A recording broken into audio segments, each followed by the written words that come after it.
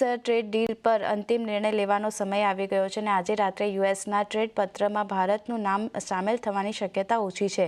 ભારતનું યુએસ સાથે અલગ વચગાળાની ડીલ થવાની અપેક્ષા છે. આના પર વધારે માહિતી લઈએ हमारा सहयोगी economic policy editor Lakshman Roy पासेथी. जी लक्ष्मण जी, क्या अपडेट्स है यूएस डील को लेके? देखिए, दरअसल भारत यूएस डील को लेकर जो खाका है उसको अंतिम रूप दे दिया गया है, उसकी शर्तों को अंतिम रूप दे दिया गया है और किसी भी वक्त ये डील की घोषणा हो सकती है.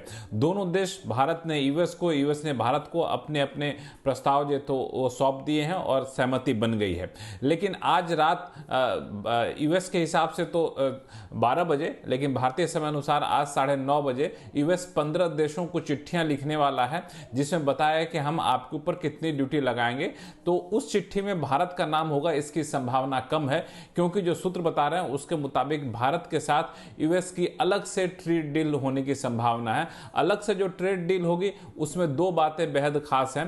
पहली बात, जो सबसे ज्यादा अटकलें लगाई जा रही थी कि यूएस की तरफ से जो एग्रो प्रोडक्ट है, डेयरी प्रोडक्ट है, वो जब भारत आएगा तो भारत इस पर इंपोर्ट ड्यूटी में बड़ी छूट देगा. तो इसकी संभावना नहीं दिख रही. भारत अपने स्टैंड पे बिल्कुल क्लियर है. उसने रेड लाइन बता दिया है कि डेयरी प्रोडक्ट पर, एग्रो प्रोडक्ट पर हम कोई छूट आपको नहीं देने वाले हैं.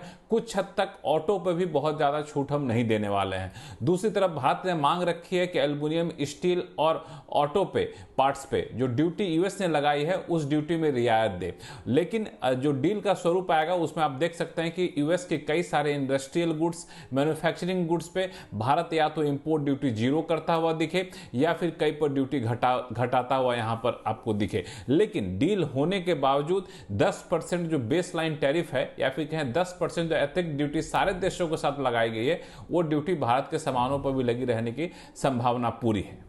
जी शुक्रिया लक्ष्मण जी, हमारे साथ जुड़ने के लिए और ये सारी डिटेल्स शेयर करने के लिए. तो આગળ વધીએ. ભારતે ટ્રેડ ડીલ પર અમેરિકાના દબાણ હેઠળ ન આવવું જોઈએ. ભારતે અમેરિકા સાથે પોતાની શરતો પર ટ્રેડ ડીલ કરવી જોઈએ, આવું કહેવું છે સીઆઈઆઈના નવા પ્રમુખ રાજીવ મેમાણીનું. અમારા સંવાદદાતા અસીમ મંચંદાએ સીઆઈઆઈના પ્રમુખ રાજીવ મેમાણી સાથે એક્સક્લુઝિવ વાતચીત કરી હતી. આવો સાંભળીએ ટ્રેડ ડીલ પર તેમનું શું કહેવું છે. हमारे साथ इस वक्त सीआई के नए प्रेसिडेंट राजीव मेमानी है. राजीव EY के चेयरमैन भी हैं. सर, सबसे पहले तो यूएस और जो हॉट टॉपिक है यूएस और इंडिया का ट्रेड डील, उसके बारे में बात करना चाहेंगे. खासतौर पे कि अभी बहुत कम वक्त बचा हुआ है. हालांकि जो हमारे कॉमर्स मिनिस्टर हैं उन्होंने संकेत दिए हैं कि डील टाइमलाइन में नहीं होगी. आप लोगों को क्या कंसर्न है? आपको लगता है कि पहले तो ये कि आपको लगता है कि जो डेडलाइन है 9 जुलाई तक की उसमें ही हो पाएगी? ये बहुत जल्दी जो भी नेगोशिएशन हो रही है काफ़ी स्पीड से हो रही है. और दूसरा, कॉमर्स मिनिस्टर ने भी बाकी भी शाखाएं जो सरकार की हैं उन्होंने इंडस्ट्री के साथ काफ़ी समय व्यतीत किया है ये समझने के लिए कि क्या इश्यूज़ हैं, क्या अपॉर्चुनिटीज़ हैं, कहाँ कहाँ तकलीफ़ आ सकती है, कहाँ कहाँ लोगों की चिंताएं हैं. और उसको अच्छी तरह समझने के बाद उन्होंने पूरा, और हर एक इंडस्ट्री, जो भी इंडस्ट्री सीआई के तरफ से सीआई कई इंडस्ट्रीज़ कई को लेकर इश्यूज, कंसर्न्स बनाकर, अपॉर्चुनिटीज़ बनाकर सरकार के साथ काफ़ी डिटेल में डिस्कशन हुए हैं. तो इससे ये बात तो बिल्कुल साफ है कि सरकार ने बहुत डिटेल वर्किंग की है, गवर्नमेंट ने अंडरस्टैंडिंग की है कि क्या इश्यूज़ है, क्या कंसर्न्स है, जिससे उसको सही तरीके से जब नेगोशिएशन चल रहा हो आप उसको अच्छी तरह हर एक चीज़ों का इम्पैक्ट समझा जाए और वो उसका इम्प्लीकेशन करा जाए.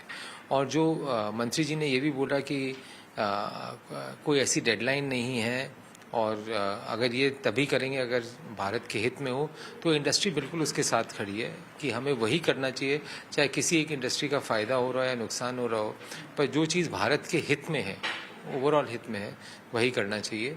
हो सकता है इसमें हो, नहीं हो, कुछ दिन आगे हो, कुछ दिन पीछे हो, वो ठीक है.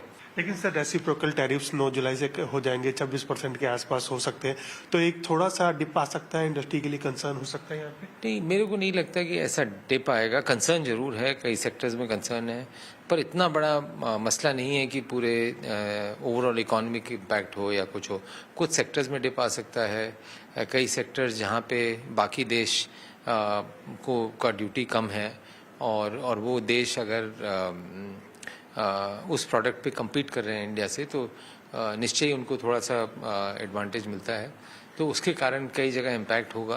बट ये चलता रहता है बिजनेस में, कई बार ऊपर नीचे उतार चढ़ाव चलता रहता है। कोई और मार्केट ढूंढेंगे, कोई और जगह काम करेंगे, कुछ इम्पैक्ट रहेगा, हो सकता है कुछ फ़ायदा भी हो कहीं पे, वो चलता रहेगा। अगर हो जाए तो बहुत अच्छा है, और अगर ना हो तो कुछ ना कुछ उसका समाधान जरूर निकलेगा। लेकिन सर बहुत सारे ऐसे क्रिटिकल सेक्टर है, ऑटो सेक्टर है, या आप कहें हम एग्रीकल्चर है, जहाँ पर के अभी भी सहमति नहीं बन पा रही है, तो उसमें आपको थोड़ा सा असर दिखेगा। स्टील पर भी ड्यूटीज लगाने की बात हो रही है यहाँ पे। नहीं, स्टील पे तो ऑलरेडी है, लगा हुआ ही है, तो वो तो वैसे है, वैसे ही चल रहा है। एग्रीकल्चर में एग्रीकल्चर देखिए बहुत कॉम्प्लेक्स इशू है। मेरे ख्याल से गवर्नमेंट भी पूरा उसको समझने की कोशिश कर रही है। बहुत बड़ा तबका है भारत का जिस पे उस पे फ़र्क पड़ता है, एग्रीकल्चर पे फ़र्क पड़ता है। और एग्रीकल्चर में क्या सब्सिडीज़ हैं, क्या नहीं है, दोनों देशों के प्रति वो समझना पड़ेगा।